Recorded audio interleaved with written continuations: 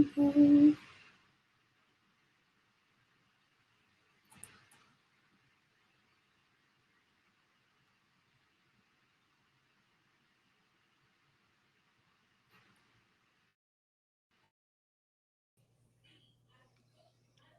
Hello. Shanice, what's up? How are you? I'm doing well. It's like, am I too early? Because it's 4:30. I think they're running a little bit behind on the main stage, but we're almost ready to go. Sounds good. I'm like, where's your Vogue? I will switch it back in a second. Once maybe part 2, I'll switch it back. Okay. Hello. Hello. Hi, Yasmin. How are you? I'm good. How are you? Good. Let me close my door real quick. Well, for those of us or of you that are joining us, we just want to say welcome to the Snap Recruiting booth. We're so excited to be here with you during this virtual event. Given that we can't be with you guys in person, we decided to moderate a conversation so that you can hear from some of our wonderful, incredible team members at Snap. And we have a few people that are joining us on the screen. So we are coming in slowly, but we just want to say thank you for taking the time to be here with us today. If you have any questions that are not being addressed on the moderated panel, you can feel free to message us on the sidebar in the booth session. And also one of our recruiters are on standby to answer any questions you have.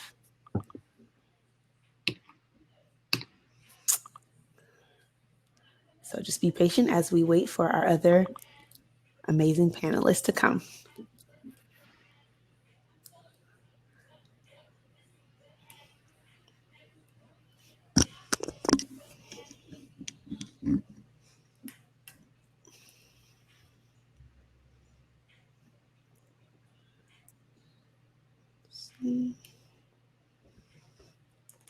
Well, how's everybody else doing while we're on screen? Doing well. Doing good. Another day in the life. Friday Eve out here. Ready for the weekend.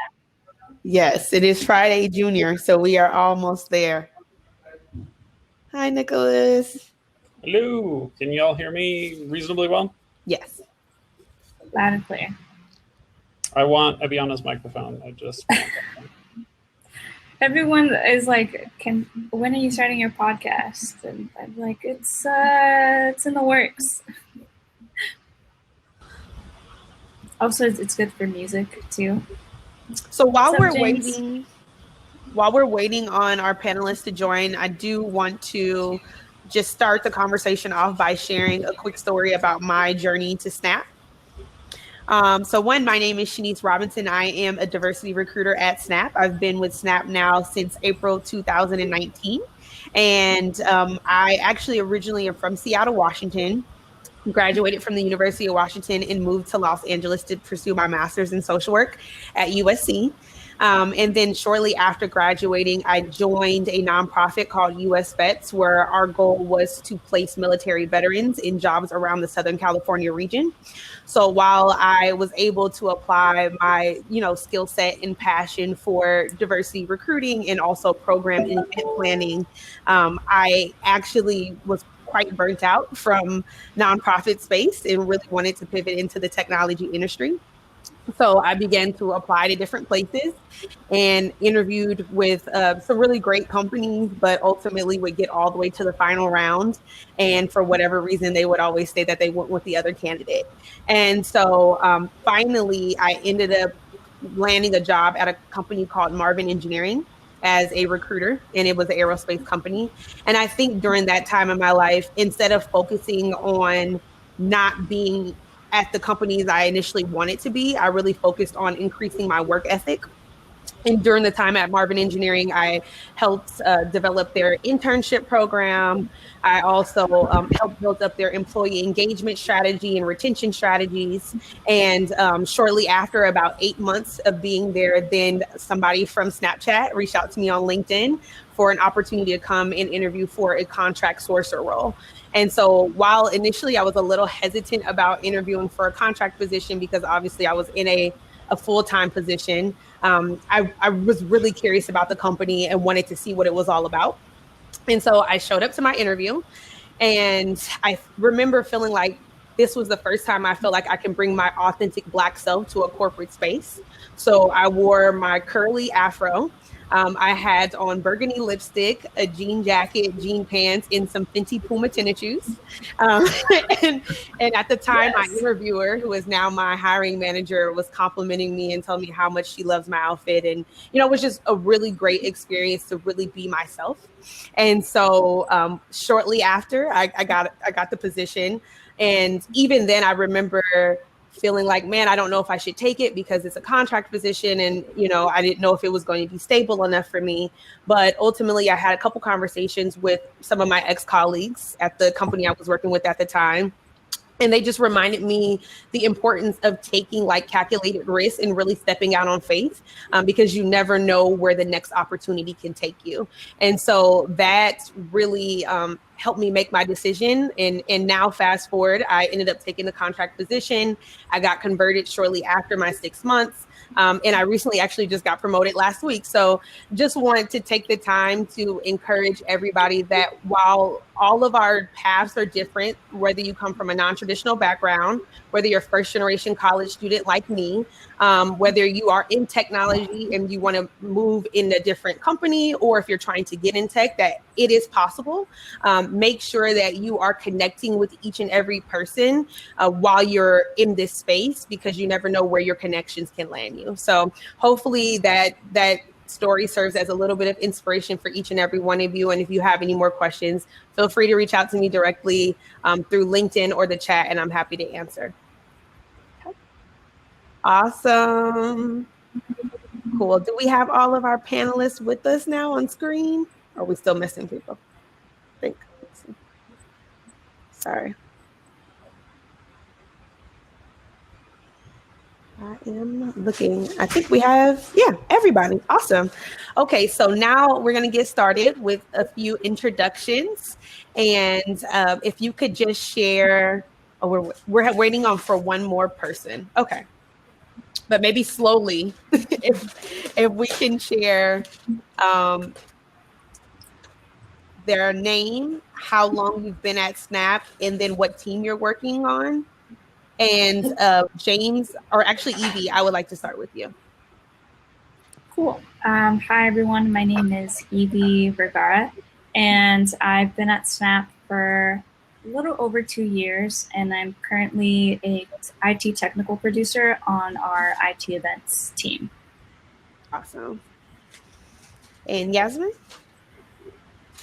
Hi, my name is Yasmin. I am on the Spam and Abuse Security Engineering team. I have actually been at Snap for 2 months now. I recently graduated from the University of Maryland back in May. However, I did intern here summer 2017 and summer 2018. So Snap is home for me. Thank you. Olamide? Hi, everybody. I just want to apologize if you hear my dogs because they are locked out crying right now.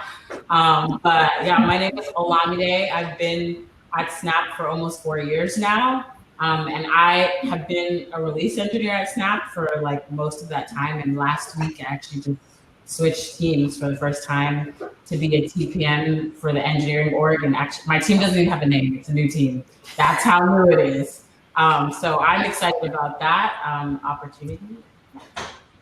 Well, one, congratulations on your new team. And two, just want to let people know that if you don't know, Snap is definitely a place where you can innovate, create, and build new things. And I think Olamide's new position that doesn't even have a name yet or a team yet, right, is a really great example of that. So, Nicholas?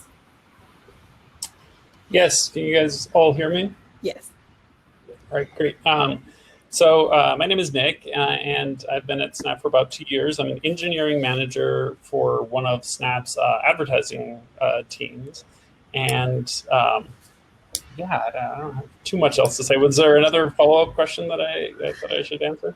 Let me see. Sorry. So your name, what team you're on, and how long you've been at Snap.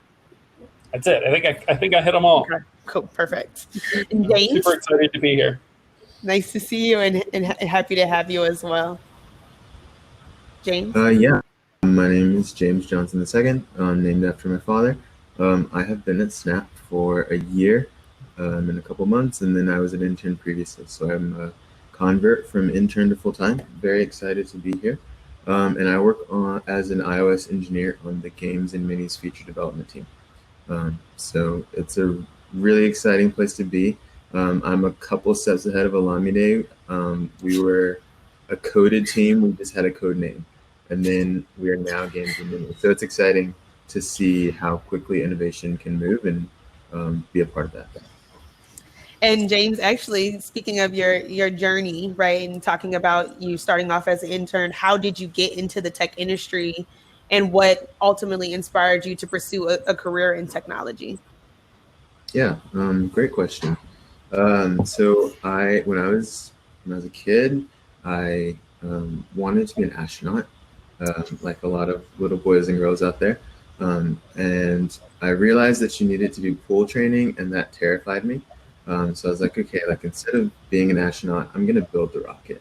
And so around 7th grade, I was like talk with my mom, and I was like, Mom, like, how do you get to like build stuff? And she was like, engineers build stuff. And I was like, okay, like what engineers build rockets? And she was like, let's look it up. And so that was like the beginning of my journey, was a lot of like taking it on myself to do the research to figure out what I want to do, where I want to go. And so when college counseling came in 10th grade, I knew that I wanted to be an aerospace engineer. I had already looked up all the colleges that I wanted to go to.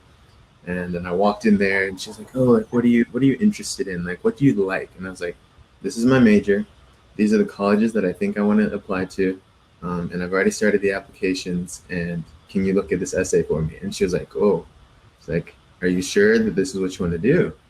Like, engineering is hard. And that was like there's a couple times in high school and in college when people would kind of second guess my dedication or my desire to be in the technology field. And I think part of that is just you don't see somebody who looks like me in tech. And so I kind of leaned on my mom's wisdom of like, like if you don't see a place for yourself, make a place. And so that's kind of the way that I kind of moved forward. And so I grew up with Legos and building stuff, and then I turned that into problem solving in terms of computer science. I started off aerospace, switched a couple times, and ended up in the least physical engineering role, but maybe the most powerful one right now. And so I'm very glad to be where I am right now. Well, one, I love the fact that you're saying that your mom encouraged you to say, if you don't see a place for yourself, make a place for yourself, right? And I think that's super important. And that's one of the things that I really love about Snapchat. So, Olamide, Yeah. if you could go back into the beginning of your career, what's one piece of advice that you would give yourself? So just for context, my career was like not linear at all. And I think the piece of advice that I would give myself is that that's okay. There's not like one way to build a career in this industry, and moving and like pivoting and changing is expected and is something that's actually going to be at the end of my career. And the reason I say that is because I was a government and African American studies major in college. I didn't know what I was going to do with that. My parents wouldn't let me like only do AFM. They were like, no. And I was like, okay, cool. So let's just sprinkle in government in there so that nobody's angry. They thought I was going to law school. I was like, that's not happening. At that point, I was like, okay, so maybe I actually want to switch and do ed. So I did like a post-baccalaureate program at Johns Hopkins. 2 months in, I was like, actually, I hate this. I'm so sorry. I don't want to do this. left that, moved to New York, worked at a startup, like an education startup for a while, and wore all the hats. You know, I was just startup life where you're just like, I mean, I'm doing ops, I'm doing this, I'm doing that. And then at that point I was kind of like, I feel like there's a ceiling and I can see that I want to try something different. And I remember how I felt at that time, because I was just talking to one of my friends about that. I literally felt like I'm such a failure. I keep switching things. Like, it's so embarrassing. People are probably judging me. They're like, she hasn't figured out her life. Like, post-college, she's just all over the place, pre-med. Now you're at a startup, and now you're talking about, I want to go learn how to code and work in tech. Like, sister, no. Like, people were just very much so like, you're just having your quarter life crisis right now. And I was like, that's probably true. But I moved to LA and ended up doing a boot camp, actually, which is like the most like non-traditional way ever to like enter into the industry, and actually was like this weird thing that made me feel really insecure actually at the beginning of my journey, like at Snap and in this industry. But it's what got me here at the end of the day. And then 3.5 years doing like release engineering, I was like, I want to try something different. I'm ready to like move, and I kind of want to be more exposed to like leadership and opportunities and how to like build a department. So ended up like submitting a proposal and getting it approved to work on like a new team that was forming. And I'm right here, I'm like, oh, I actually don't know what we're called. I'm not like 1,000% on all the projects we're working on. I just know the skills that I'm going to be building that are going to contribute to the kind of like work I want to do, like within an engineering org. And so if I could like go back to myself at the beginning, I would tell myself it's okay to not have like clear vision of what's happening at the end of it. Even when I started at Snap, like where I am now, never would have imagined that that's like the kind of trajectory. I was like, okay, I'm just going to keep trying to go up within this ladder. And then I was like, I'm moving over here. And then eventually I might be like, I want to move back like into like this space. And as you like move further in your career, I've had more like leaders tell me like, that's okay. Like, this is what we want from you, because you're building a skill set that's going to allow you to be utilized like throughout the organization. And I think we're not like taught that often. We're kind of like, let's pick our career and then just like go from there and keep moving. And when you speak, you feel embarrassed, or you feel like, do people think I don't have it together? So that would be the advice that I would give myself then. And sometimes I even need to give it to myself now, because I feel at moments I'm like disappointed with myself. Like, man, what are you doing? Like, you're stressed out right now. Like, what even is your life? What even is your career? And I have to remind myself, like, it's not linear.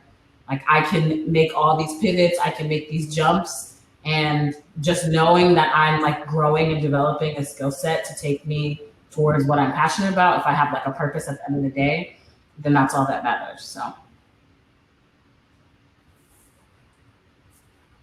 I think you're muted. We can't hear you. Yeah. You're muted. I was like, you said so many great things.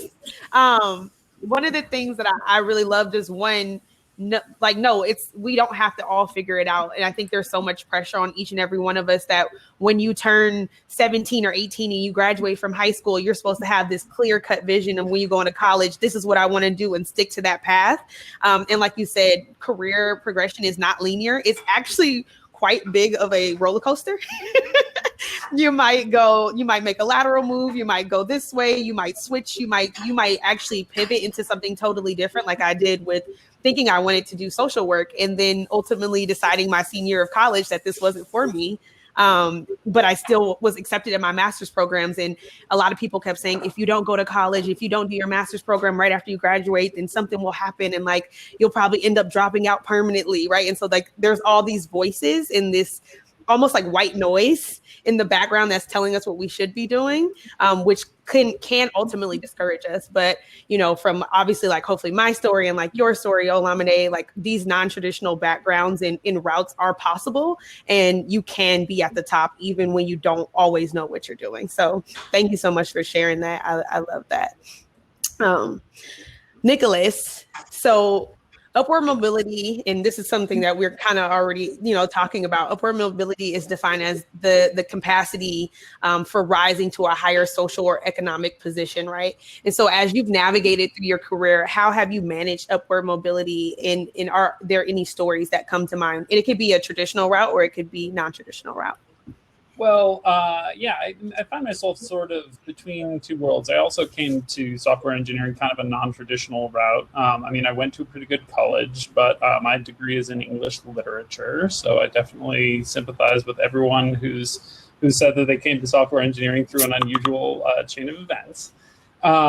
So I graduated with a degree in English literature. I'd taken a couple of computer science courses, and the the concept of boot camps didn't exist then. So I just had to go and interview with local startups to see if they wanted an apprentice software engineer. So my first job out of college was being a software engineering intern for a tiny startup, and I remember just really being blessed by teammates who were willing to give me a chance and to teach me what they knew, and that I feel like it was their gifting of their time and energy to me that made it possible for me to become better as a software engineer. But at the same time, it also required leaping on good risks, as Shanice was saying. I had a friend who was working on a software book, and he said, "I'm out of time to finish this book. If you write 3 chapters, I'll put your name on the cover." I said, "Great! I know how to write. I know how to write. I'm an English major." So I did. I wrote 3 chapters in this book and got my name on the cover. And after that, that started opening more doors for me, and so it went. But I do remember when I ended my internship, they gave me a full-time software engineering salary at the company I was at, and this was a long time ago. But I was like, wow, this is more money than I've ever made in my life, or that I ever thought I would make in my life. So I was excited about that, and it felt like, yeah, this is my ticket to really change my career aspirations. So I think that's what I have to say about that. But I'd welcome any follow-up questions either in the chat or from other people on the panel.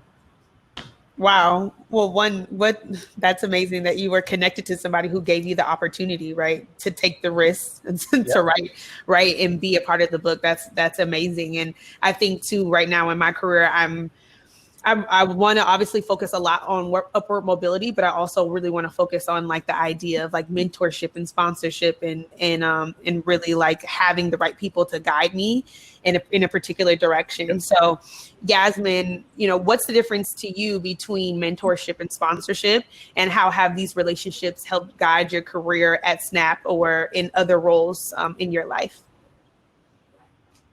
Yeah, this is a great question. They are very similar, so I would sometimes get confused between the difference. So for me, a mentor is someone who would be advising a mentee, whether this is in their career or this is not in their career. But usually, if a mentor has a mentee, they would be advising in their career with someone who has more experience in that position, whereas a sponsor is someone who's more so like a senior level exec who advocates for their proteges by giving them access to their network. So I actually interned at Snap for 2 summers, and I've had the pleasure of having some of the best mentors. So I didn't have much experience with computer science before coming to Snap. So my first internship was pretty difficult, but my mentor laid out the steps of like what it meant to be successful and what it meant to get a return offer that summer. So my mentor was like working with me every day, like making sure like I understood and I really learned like the technical stack for the project I was working on. And actually, I have another mentor on this call, Olamide. So at Snap, yeah, I met her at Snap when I interned 2 summers ago, and she's helped me like in tremendous ways during my time at Snap and like other aspects of my career. So I think that, yeah, the biggest difference between mentorship and sponsorship is mentors would usually be helping you like with your like career and your more like day-to-day work, whereas a sponsor would be like advocating by using like their network. So I think it's super important to get a mentor. And use your mentor to help you build your career. So I think that pretty much answers the question. Not sure if there's any follow-ups or. No, that you answered the question perfectly. And just to piggyback, I think, the importance of mentorship and sponsorship are equally important. And I'm learning right now too, like the importance of having sponsors to advocate for me in rooms that I probably would never be a part of because of just the level and seniority that I'm at currently. And so really encourage people to, sometimes if you might get a no if you ask somebody for mentorship, and that's okay too, right? And like I have not always gotten yeses. I will say I have gotten people to turn me down in the past, but that is okay, right? Like when you find the right fit, it will flow naturally, and that person hopefully will help you like navigate through your career the way that you would hopefully see fit. So Evie, talk to us, because Snap, obviously prizes itself on living in the moment and bringing your authentic self and pieces of your culture to work. And how have you been able to apply that in your own, like your authentic self, your pieces of your culture to Snap on a day-to-day? That's obviously a really good question. And I think also to kind of like provide context is like I, similar to Yasmin and James, started off as an intern on my way to Snap. And I, in LA, but when I was first going to school and interning, I was commuting for 2 hours from like Pomona to Santa Monica, like for 3 times a week or whenever it was, and it was just a really good experience to show like coming to the tech industry that I'd never even known. Like the job that I was in, like internship, was like AV product management assistant intern. Like the only word that I knew in there was intern. And so being able to like come into this space that I had no idea, I didn't even know like, well, what do you do? How do you act? What are things that you should know or not know? What are like these like, kind of like unwritten rules of the, like, how do you show up in a meeting? What are things that you talk about? So a lot of those things I had to like learn on my own. But thankfully through college, I was also part of an academic Latina sorority. So I had a lot of experience in like doing agendas and like catering meetings and that kind of thing. So I was able to bring a lot of the things that I learned at school into how I operated in the tech side, especially being an intern, because you don't really know, like, can I speak up in these things? Like, what should I say? Can I contribute? And just kind of being comfortable being in those spaces. And I was working specifically in IT, and I still am. And in IT, it's a predominantly male, operated space. So even that was kind of hard to come into, because I wanted to show that like, hey, I might not know everything, but I want to learn. Like I want to be open to like taking in whatever it is that I got to know. And thankfully I was like almost like the note taker in a sense for one of the meetings, where I would like gather all the information and we make a flyer that got sent out to the IT folks. And it was really cool because there I got to learn all the terminology. There's so many acronyms that we use on a daily basis.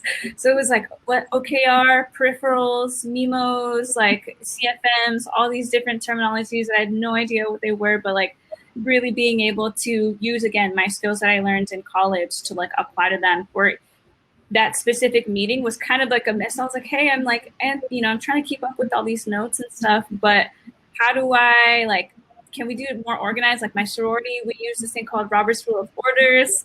And my manager was like, hey, that sounds like a great idea. Like, let's implement that. So we did. And so that was so cool, being able to like bring something that I've already done and bring it to a meeting to make things more organized. And it was like a really cool way for me to contribute as an intern in that space. And then once I kind of got a feel, I'm like, wow, like that is so cool. Where else can I bring other things that I've learned? Where else can I bring other parts of myself to different things? And for me, also when I was part of just on campus, just being very involved with our like cultural centers, there's one called the Cesare Chavez Center for Higher Education.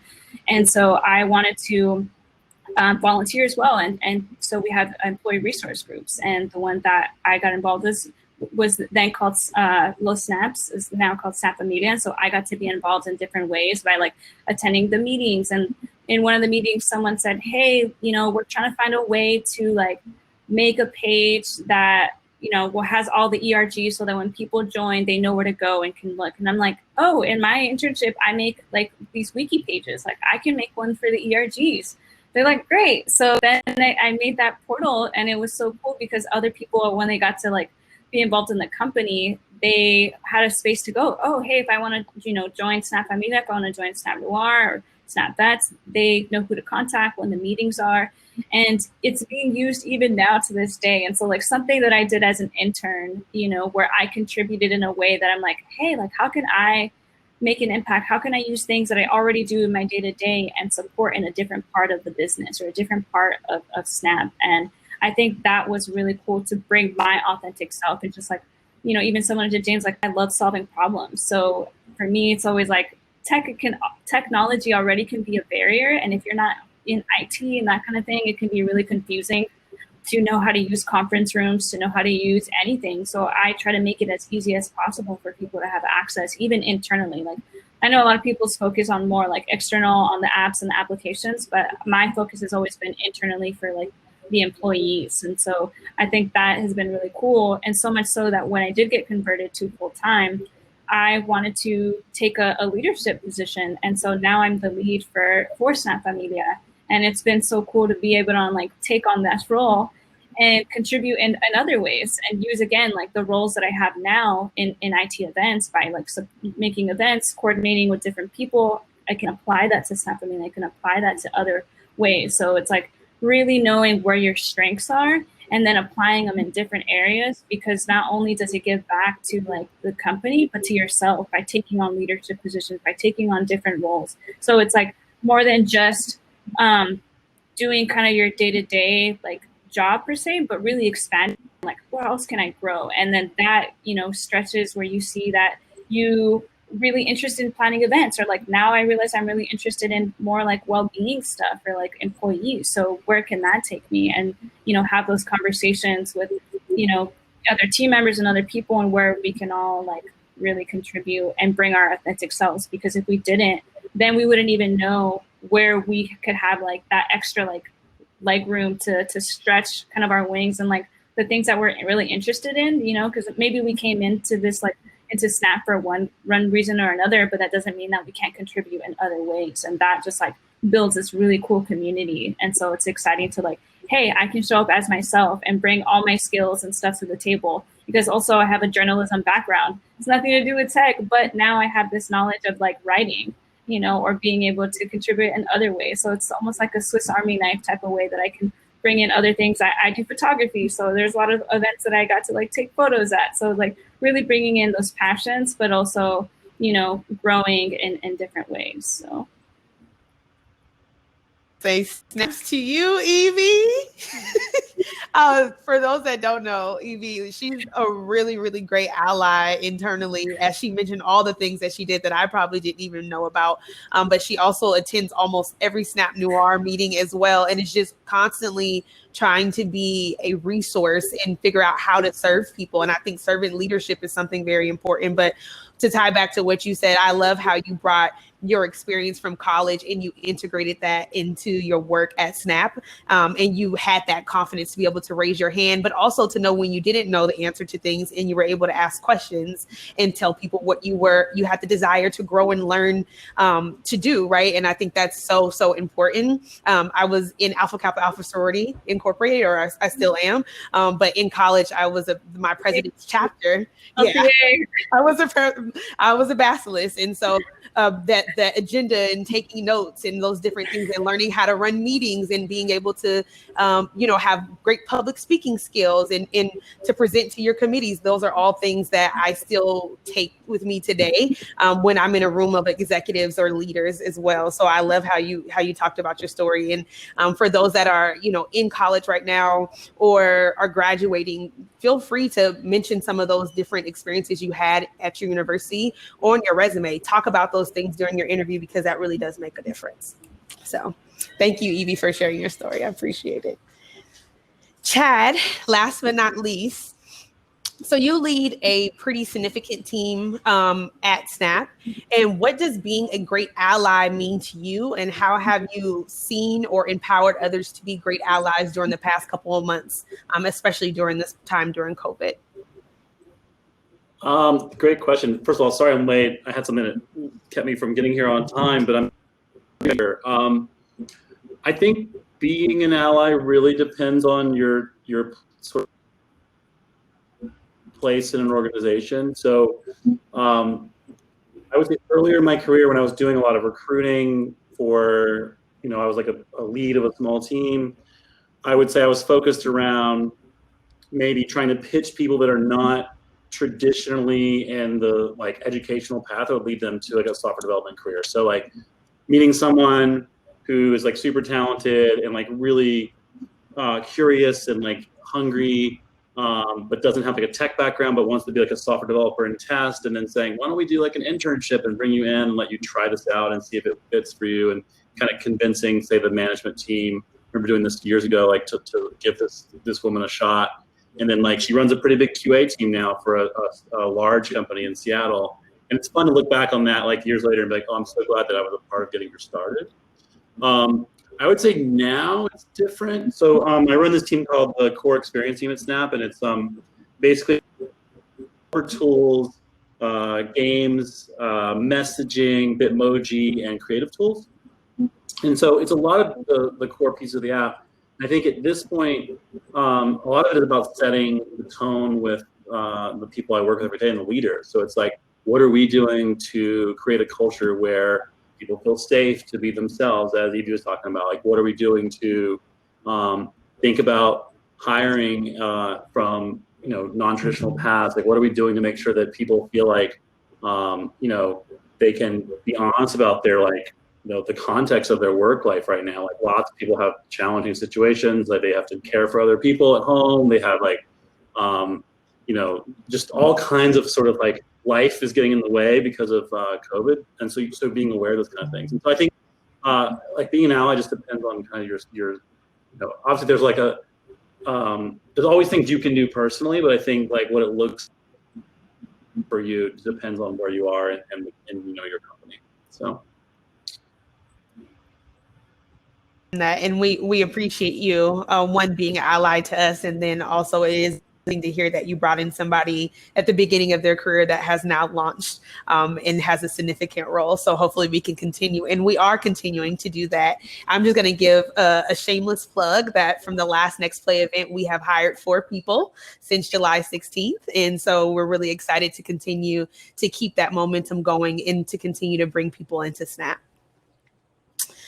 Awesome. So now I am going to, we have a few extra minutes. I think we don't close out until 5:30. So if anybody has any additional questions in the chat, we are going to address those now. Sorry, I have to scroll up to see if I missed anything. Okay.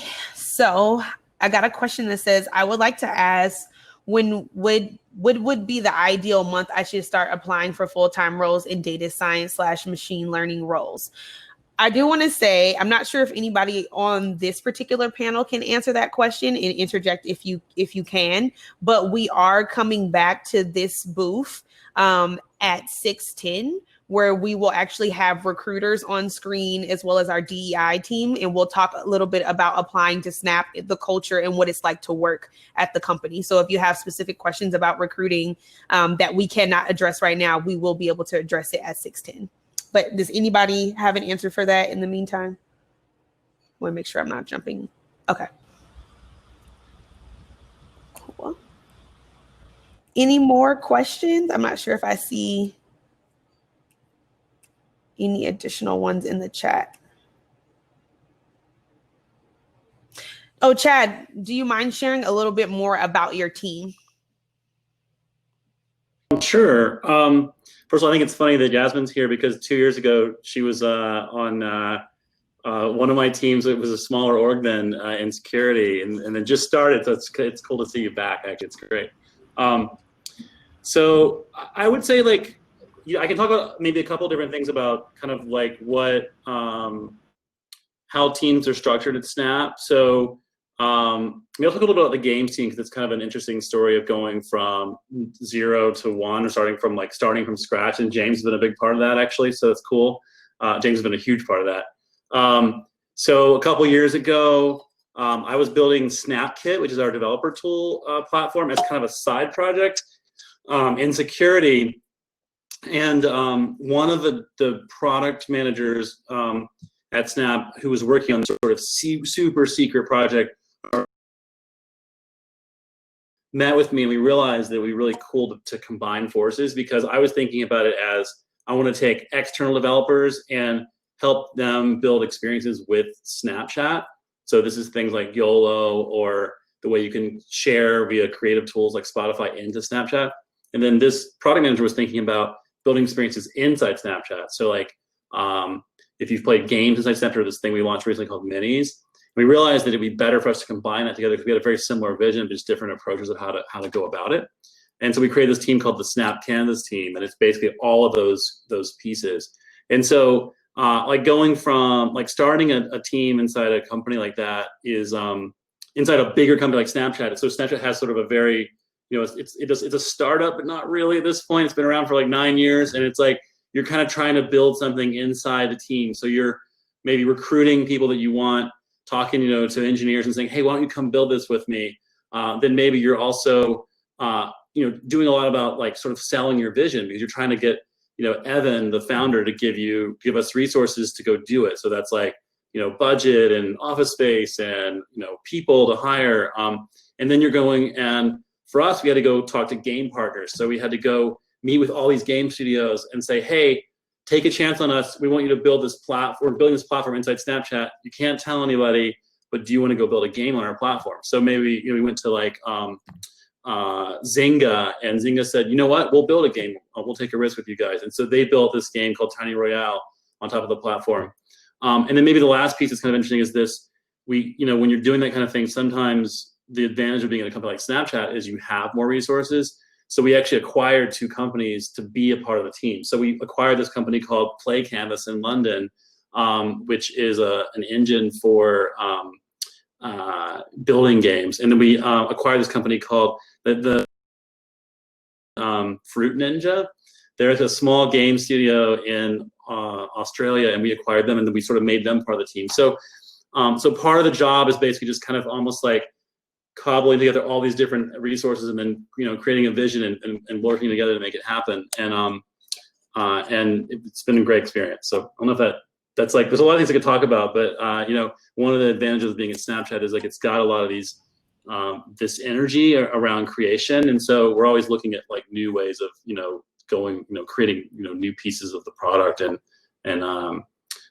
just building sort of like taking the energy that we have as from Snapchatters and like finding new ways to show. Yeah, that is amazing. Cool. Thank you, chat, for sharing. And if for those that don't know, we don't own Fruit Ninja. Sorry, we don't own Fruit Ninja, but we bought the team that made that. So yeah, just to be clear. So, yeah, that's good correction.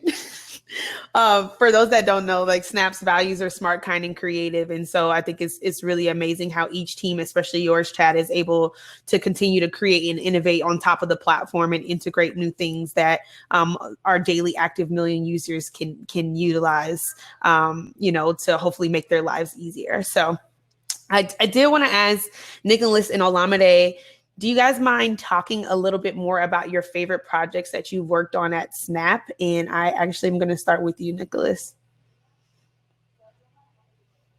Yeah, I've been on the same project the entire time I've been here, which is Ads Manager. And, I can't claim like Chad that I get to do awesome games and the creative part of Snapchat. I get to do the boring business side of Snapchat. But the thing that's exciting about it is just how important the team is to the company, because we're, Snap is funded by advertising. So you'll see ads if you use Snapchat. And those advertisers, want to connect with our audience. And, I built the tools, and I and my team, my team mostly, build the tools to make that happen. And so it's great, when we watch Snap's earning reports that are given out to investors, every quarter, our team is mentioned in, at least half the time, which just feels fantastic. Like we're an incredibly important team, and we're very fast moving. I was impressed to find out that actually the team started a year before I joined. So we also kind of went from 0 to 1, or 0 to $1.2 billion in the space of 3 years. So it's cool, and we're still growing like crazy. So that's my story. And Olamide? It's funny because it was actually the most stressful project that I worked on, but also my favorite, which was when we did like the Android app rewrite that went out.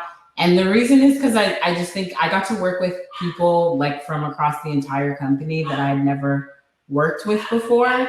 And so during that, I felt like I was being challenged in a way that I really needed at that moment. Like I was in a moment of like how can I grow? I don't feel like I'm like showing any growth. I don't know how to like take on new projects and whatnot. So when that was given to me, in terms of like coordinating across like all of the different engineering teams and like working with like product and like even design, and there's like, marketing, trying to figure out like when are we going out to a certain percentage, all of those decisions, and also like being able to consider all of the different stakeholders, including like obviously our users and like when we need to roll things out, but still being able to say no. Like I think the biggest thing I learned from that is like sometimes you'll have a job that like requires you to be like the bad guy, right? Like you have to say no, even though everybody's like really invested in something happening. And that was the biggest, I think, skill that I took from that, like being able to sit with like senior leadership and be like, it's gonna have to be a no based on like what my job is. Like you are literally paying me to tell you no right now. And even though that's gonna make people unhappy, we're doing it to protect our users. And that ended up like serving everyone later and being something I was like, wow, I'm so proud of myself that I got to that place of being able to learn that skill. So I think it was my favorite project because it was like the largest scope I'd had at that point, like ever working at the company. I was able to work with people in various roles and like see different aspects of what goes into like product releases at our company. Because at that point I was like, I'm really just working with engineers. I don't know I'm not really sure what y'all are doing totally. And so that was helpful to get that perspective and understand like what is every stakeholder doing and what do they care about as we're like preparing for each release. So that really helped me in my career. So. For sharing, and I love how you guys are able to bounce around and be able to hop on different projects and do things and not really know what you're doing, but it morphs into something great at the end. Yasmin, I want to ask you, I know you started off as an intern and you kind of mentioned it a little bit, and so did Chad, but can you talk a little bit more about your experience? How did you get your internship at Snap initially? And then how was that conversion process for you? Yeah, so you're on mute. Can you hear me now? Okay, is it good? Okay, cool. I interned both in summer 2017 and in summer 2018. And the first internship I got, I'm actually part of this fellowship program called Code 2040. And I know back in 2017, Snap partnered with Code 2040. And I met a recruiter there, and like I mentioned, I took my first computer science class in college. I didn't know much about software engineering or anything like that.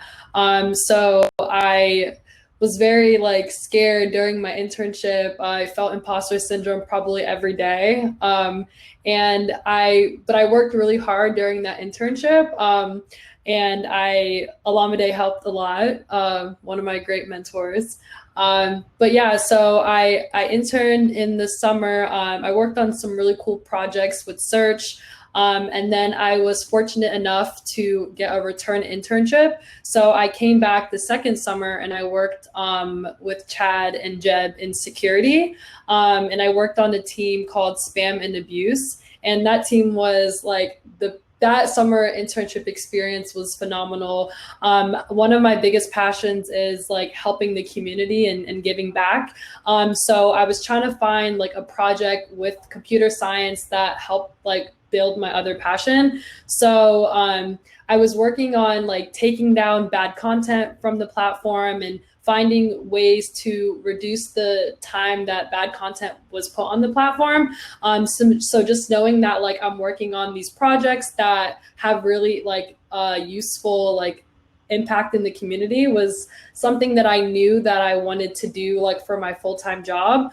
So when like once like I graduated, I knew that I wanted to work on something that had like real life impact, and that the team that I'm on right now full time is working on a lot of really cool, really interesting and challenging problems around like taking down bad content and like child abuse and just like taking down all this bad stuff on the platform. So I knew that that was something that I wanted to continue working on and to be a part of. So yeah, I think that the internship experience that I had the second summer like really showed me like what cool things you can do in computer science, and like being at Snap and being on the team that I worked on like really showed me that like you can bring like some of your other passions and build on and work on cool projects as well. So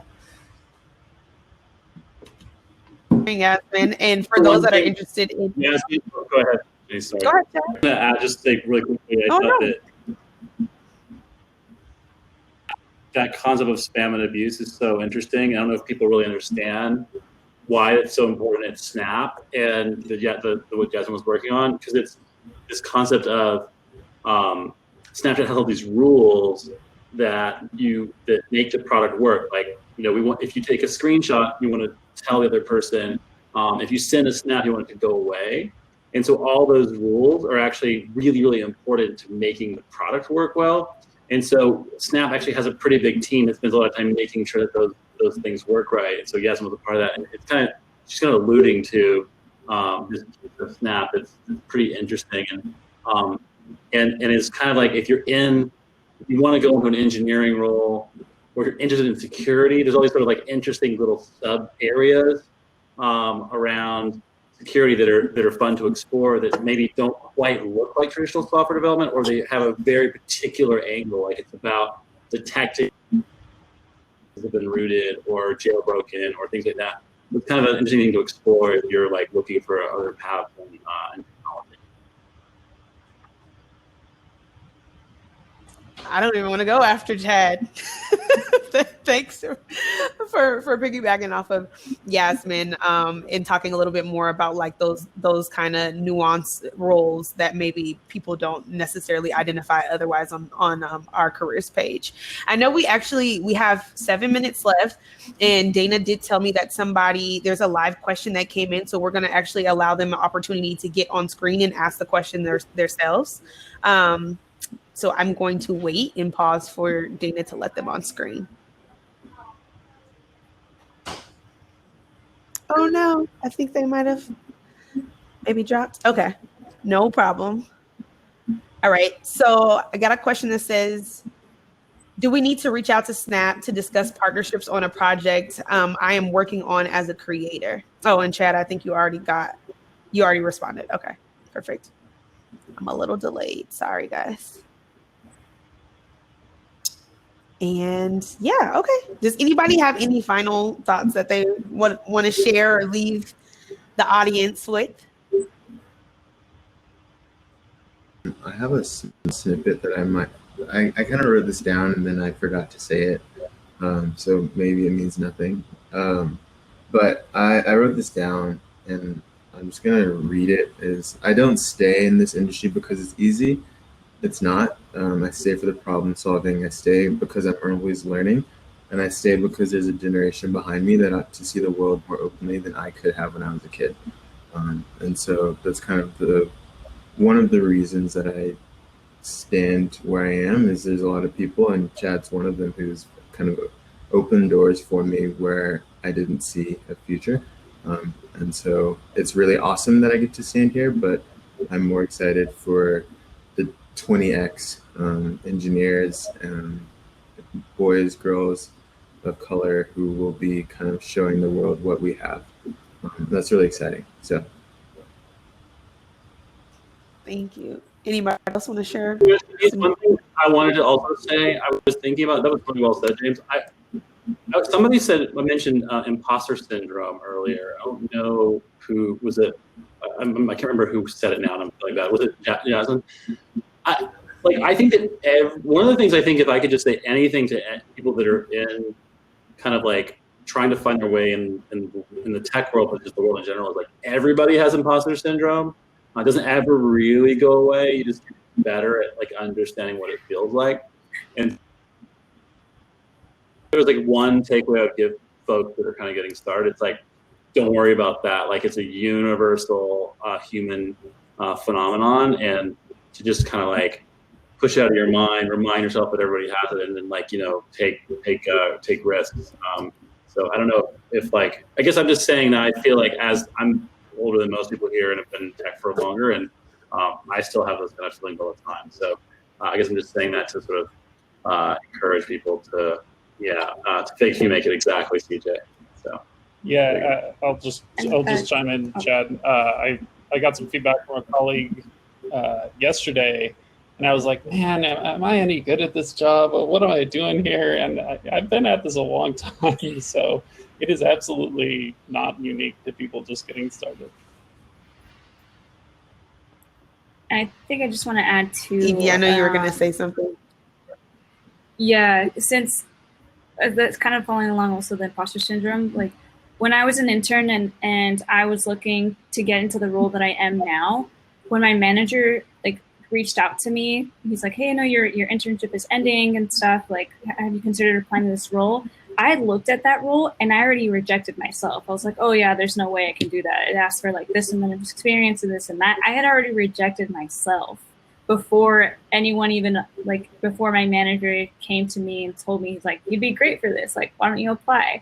And in my head, I'm like, I already said no. So like really see that you have so much more potential than you give yourself credit for. And that even just having like, maybe you don't have exactly that experience, but if you like condense down and again, using your like transferable skills and being able to know like, hey, this is still more than enough to apply. So like, don't feel so discouraged. I know there's like, 5+ years of this experience and that kind of thing. Like there's so much that you can contribute just by the experience that you've had, even if it's not in that specific job title, that you can like really add value in. So like you don't lose anything by even applying and just trying and giving yourself that shot, because you might get surprised. And when I got the job, I was like, wow, I can't believe I'm here and I rejected myself already. So don't reject yourself, really like go for it. So. I want to add something that's kind of aligned, but not really. Well, one thing is like, I feel as though right now, like there's a lot going on, right? There's like COVID-19, there's like little social unrest, like Black and brown people, like I'm tired. Like, and I feel like that really affected my ability to show up at work for like a period of time. And like, it affected how I thought about myself as a performer in the middle of everything that was going on. I was like, man, like I'm like not okay. Like, you know what I mean? And I think that just like given like where we are, we're like at this Nextplay conference, for like everyone who's watching, like if you are working right now or if you're trying to figure it out, like give yourself like the kindness that you deserve, because there is a lot happening right now. And like burnout is real anyway, but like on top of what's going on right now, it's like really big. And one thing I feel like there's like a big difference between being like checked out and burnt out. And like before you get checked out, like you're burnt out, and that's when you really need to acknowledge with yourself, like I need room right now to like recoup, get myself back to where I need to be. And like, it's okay to take that time, because I find that sometimes we put a lot of pressure on ourselves. Like we come into these spaces, you hear people talking about imposter syndrome. You want to be like the best. You want to perform at a level. You want everyone to know, I deserve to be here. Like I'm Black and I deserve to be here. Like, trust me. And then you get to a point where it's like, you did that to yourself, because it's okay to take a break right now. Like that expectation you put on yourself, and other people might do it too. You know what I mean? As you start to be like, this is the level that I'm at all the time, when you're not, people are like, are you okay? And you're like, yeah, I'm just tired. Like, I need this break. So I feel like it's just a word of encouragement to remind everyone, like, take the time that you need to take care of you. And like, I promise you, like, when you're being like super critical of yourself because you might not feel engaged in the way that you usually are, like, you're doing great, and tell someone, you know what I mean? Like, let someone know, this is where I am and I need help getting to a place where I feel good about myself, how I'm showing up at work, like all of those things, whether it's, you know, someone that you trust, and like, try to do it with someone at work, because I do think that goes a long way when you're the person who told someone, I'm not okay right now. That's it. And yes, so to kind of piggyback and close off what Olamide and the rest of the team said, one, when you are feeling like you are encountering imposter syndrome, share that with somebody that you trust, that you work with, so they can continue to encourage you. And when we circle back, I can tell you guys my own personal story of how I experienced that at Snap, and how one of my direct managers, Lauren Babick, actually helped me through that as well. And then when you're not feeling okay, also tell somebody as well, because we're a team and we're in this together. Whether you work at Snap or not, we all want to encourage each other to be the best that we can, whether that also involves taking a break sometimes. So with that being said, thank you so much for joining our booth. We really appreciate it. We are actually going to pivot into the main stage area, where we'll have a couple keynote speakers doing a couple fireside chats, and then we'll be back here, I believe, at 6:10. So if you have any questions around recruiting, if we want to continue the conversation on imposter syndrome or anything else that comes up, we're happy to answer those questions then. Thank you so much, and we appreciate you. See you and back soon.